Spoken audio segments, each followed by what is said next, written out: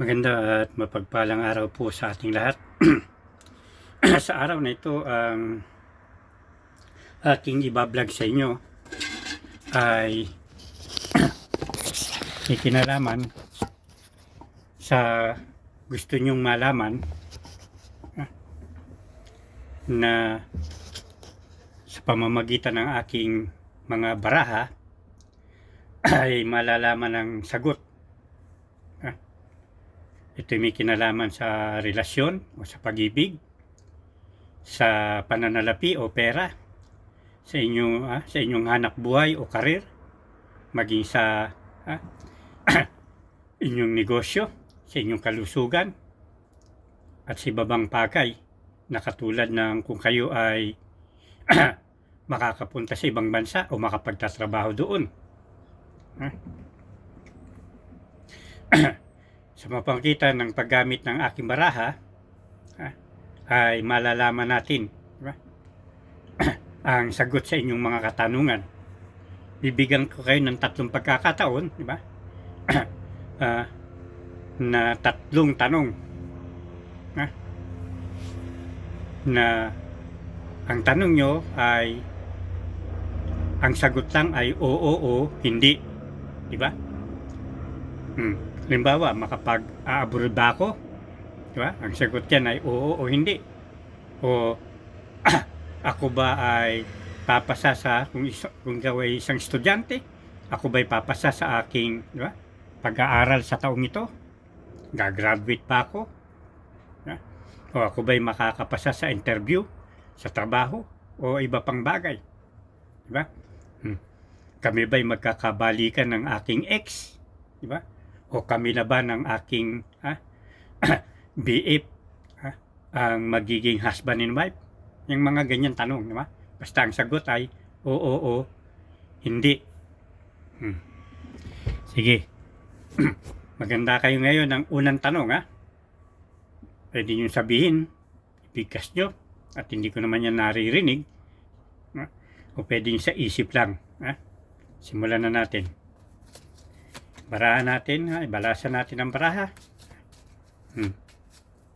Upang sa ganon, ang espiritu ng baraha ang sasagot sa inyong mga katanungan. O ready na ba kayo? Nakaisip na ba kayo ng unang tanong?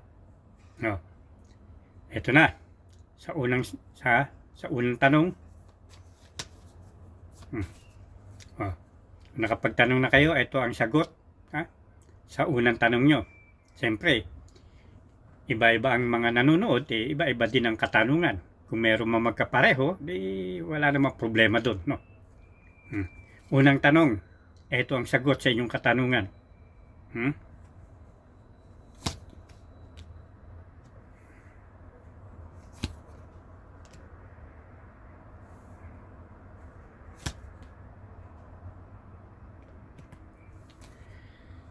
Ang sagot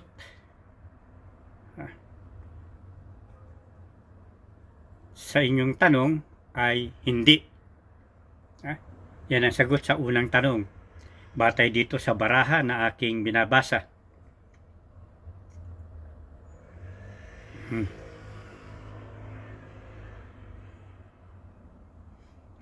Kahit sa anumang may kinalaman yan.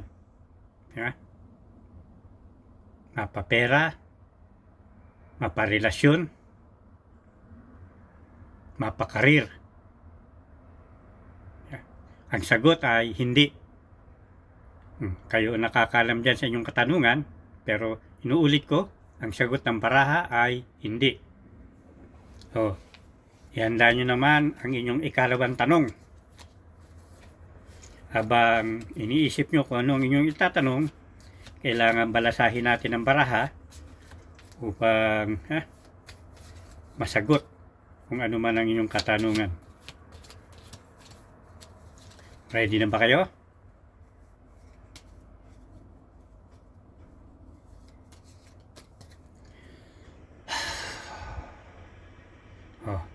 Sige. Kung nakapagtanong na kayo, ay sisimulan ko na ang sagot sa inyong ikalawang tanong.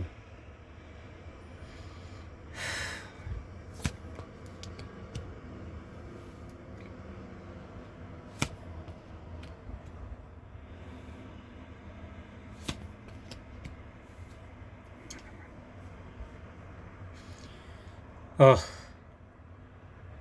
ang sagot sa inyong ikalawang tanong ay hindi.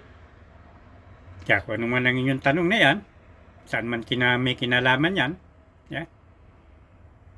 Sa pera, sa relasyon, sa karir, yeah? Kung ano man bagay, di ba? Yeah? Ang sagot ay hindi. Yan ang lumabas dito sa baraha na aking binabasa. Ako ay binabasa ko lang ang lumabas sa baraha, ha? Kaya kung naghahanap kayo ng sagot ng oo, pero hindi ang lumabas, wala akong magagawa sa bagay na yon. Ang sumagot ay ang espiritu ng baraha. Kaya maniwala kayo't hindi, pero yan ang sinasabi ng baraha sa inyo. Oh, ihanda nyo ang ikatlong tanong.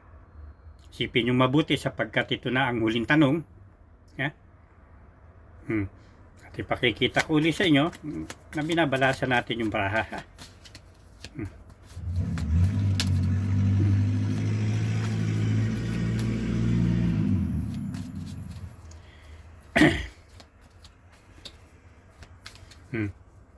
Balasang balasa yan. Dahil huling tanong na ito, inaayos kong pagbalasa para kung ano man ang inaasahan nyo na maging sagot, yun ang lumabas, no?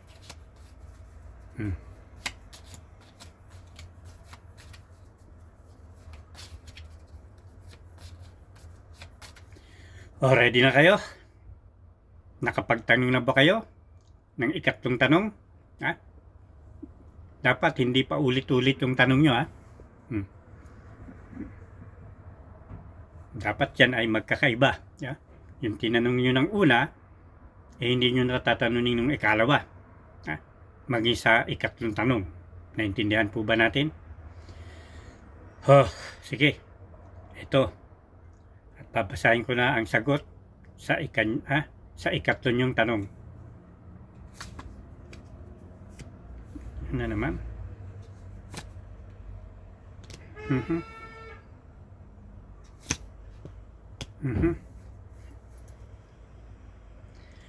Ay, nako. Sa araw na ito, di ba? Ang sagot sa inyong katanungan ay hindi na naman. Wala akong magagawa dyan. Ano? Kaya itong tanong ninyo ay mangyayari simula sa ngayon, yeah? Hanggang matapos ang taon na ito, di ba? Antabayanan nyo, di ba?